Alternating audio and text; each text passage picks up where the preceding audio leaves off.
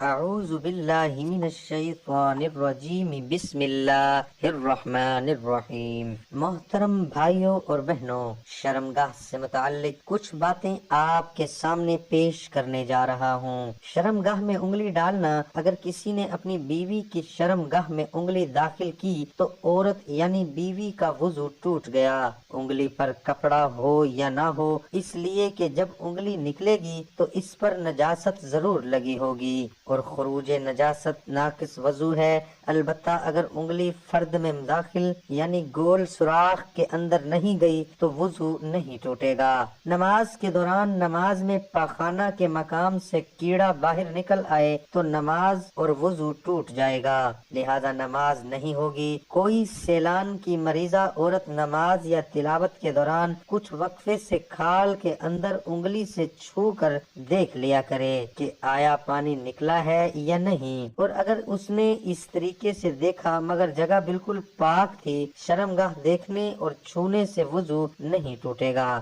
البتہ آگے گول سوراخ کے اندر انگلی داخل کرنے سے وضو ٹوٹ جاتا ہے، اس لیے کہ انگلی کے ساتھ اندرونی نجاست بھی باہر آئے گی۔ کسی نے وضو کرنے کے بعد اپنی شرمگاہ پر نظر ڈالی جو بہہ رہی تھی تو وہ دوبارہ وضو کرے، اور اگر اس کو یہ معلوم نہ ہو سکے کہ وہ کیا ہے، یعنی صرف وہم سا ہو، حقیقت کچھ نہ ہو، تو جو توجہ نہ دے اور شیطانی وسوسہ سمجھ کر نظر انداز کر دے، اور توجہ حقیقت کچھ نہ ہو تو توجہ نہ دے اور شیطانی وسوسہ سمجھ کر نظر انداز کر دے۔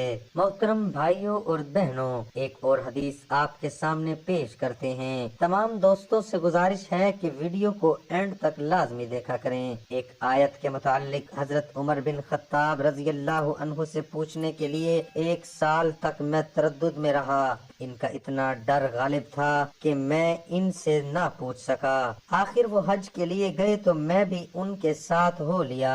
واپسی میں جب ہم راستے میں تھے تو رفع حاجت کے لیے وہ پیلو کے درخت میں گئے۔ بیان کیا کہ میں ان کے انتظار میں کھڑا رہا، جب وہ فارغ ہو کر آئے تو پھر میں ان کے ساتھ چلا۔ اس وقت میں نے عرض کیا، امیر المؤمنین مہات المؤمنین، میں وہ کون 2 عورتیں تھیں جنہوں نے نبی کریم صلی اللہ علیہ وآلہ وسلم کے لیے متفقہ منصوبہ بنایا تھا؟ انہوں نے بتلایا کہ حفصہ اور عائشہ رضی اللہ عنہما تھی۔ بیان کیا کہ میں نے عرض کیا، اللہ کی قسم یہ سوال آپ سے کرنے کے لیے 1 سال سے ارادہ کر رہا تھا، لیکن آپ کے رعب کی وجہ سے پوچھنے کی ہمت نہیں ہوئی تھی۔ حضرت عمر رضی اللہ عنہ نے کہا، ایسا نہ کیا کرو، جس مسئلے کے متعلق تمہارا خیال ہو کہ میرے پاس اس سلسلے میں کوئی علم ہے تو اس سے پوچھ لیا کرو، اگر کوئی میرے پاس اس کا کوئی علم ہوگا تو تمہیں بتا دوں گا۔ بیان کیا کہ حضرت عمر رضی اللہ عنہ نے کہا،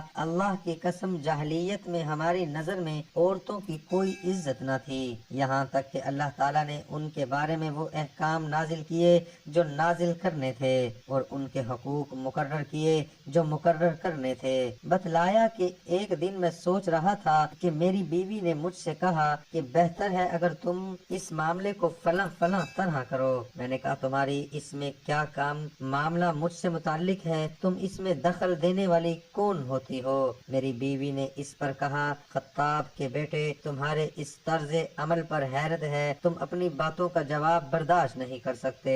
تمہاری لڑکی حفصہ رضی اللہ عنہما تو رسول اللہ صلی اللہ علیہ وآلہ وسلم کو بھی جواب دے دیتی ہے۔ ایک دن تو اس نے حضرت صلی اللہ علیہ وآلہ وسلم کو غصہ بھی کر دیا تھا۔ یہ سن کر حضرت عمر رضی اللہ عنہ کھڑے ہو گئے اور اپنی چادر اوڑھ کر حضرت حفصہ رضی اللہ عنہما کے گھر پہنچے اور فرمایا، بیٹی، کیا تم رسول اللہ صلی اللہ علیہ وآلہ وسلم کی باتوں کا جواب دیتی ہو؟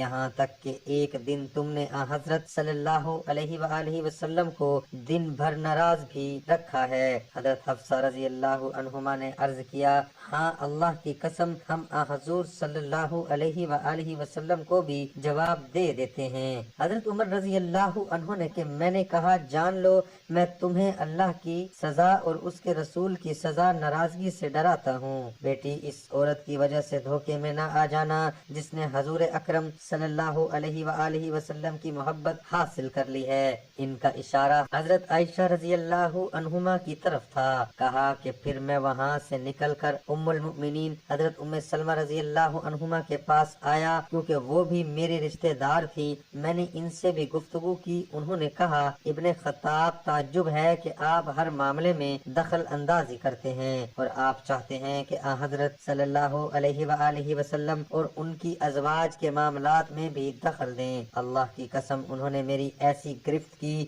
کہ میرے غصے کو ٹھنڈا کر کے رکھ دیا۔ میں ان کے گھر سے باہر نکل آیا۔ میری ایک انصار دوست تھی۔ جب میں حضرت صلی اللہ علیہ وآلہ وسلم کی مجلس میں حاضر نہ ہوتا تو وہ مجلس کی تمام باتیں مجھ سے آ کر بتایا کرتے اور جب وہ حاضر نہ ہوتے تو میں انہیں آ کر بتایا کرتا تھا۔ اس زمانے میں ہمیں غسان کے بادشاہ کی طرف ڈر تھا۔ اطلاع ملی تھی کہ وہ مدینے پر چڑھائی کرنے کا ارادہ کر رہا ہے۔ اس زمانے میں کئی عیسائی و ایرانی بادشاہ ایسا غلط گھمنڈ رکھتے تھے کہ یہ مسلمان کیا ہیں، ہم جب چاہیں گے ان کا صفایا کر دیں گے، مگر یہ سارے خیالات غلط ثابت ہوئے۔ اللہ نے اسلام کو غالب کیا۔ چنانچہ وقت یہی خطرہ رہتا تھا۔ ایک دن اچانک میری انصاری دوست نے دروازہ کھٹکھٹایا اور کہا کھولو کھولو کھولو۔ میں نے کہا معلوم ہوتا ہے غسانی آ گئے۔ انہوں نے کہا بلکہ اس سے بھی زیادہ اہم معاملہ پیش آ گیا، وہ یہ کہ رسول کریم صلی اللہ علیہ وآلہ وسلم نے اپنی بیویوں سے علیحدگی اختیار کر لی ہے۔ چنانچہ میں نے اپنا کپڑا پہنا اور باہر نکل آیا۔ میں جب پہنچا تو حضور اکرم صلی اللہ علیہ وآلہ وسلم اپنے بالا خانہ میں تشریف رکھتے تھے جس پر سیڑھی سے چڑھا جاتا تھا۔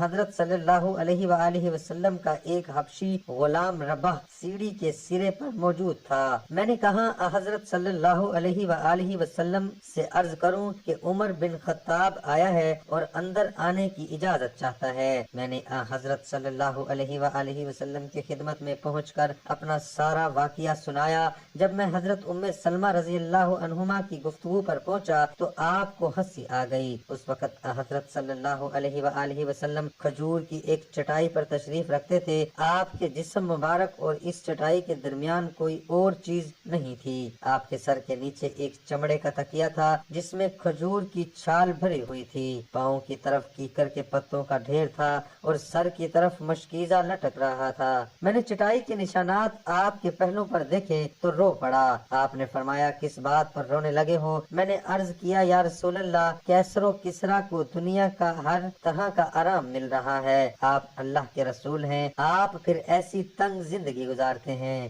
حضرت صلی اللہ علیہ وآلہ وسلم نے فرمایا کیا تم اس پر خوش نہیں ہو کہ ان کے حصے میں دنیا ہے اور ہمارے حصے میں آخرت ہے؟ دعا ہے کہ اللہ تعالیٰ میرا سنانا آپ کا سننا اپنی بارگاہ الہی میں قبول اور منظور فرمائے۔